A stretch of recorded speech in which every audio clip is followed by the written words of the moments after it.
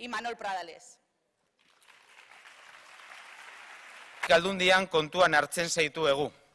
Ta horregaitik, urte honetan, 3,7 milioi euro inbertitu doguz, etorkizun hori ere egiten laguntzeko, ezagoze bakarrik, hori jakin behar dozue, kontutan hartu eta zuoi laguntzeko prest gagozala argi euki behar dozue.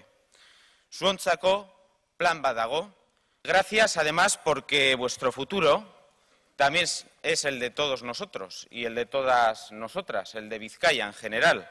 Por eso en la Diputación de Vizcaya no solo os tenemos en cuenta, sino que os vamos a seguir teniendo en cuenta.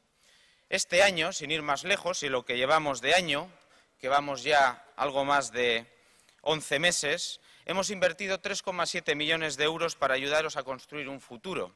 No estáis solos y queremos que lo sepáis, que lo tengáis en cuenta y que contéis con nosotros, con la Diputación Foral de Vizcaya. Pusimos en marcha un plan de empleo juvenil. Good morning, everyone.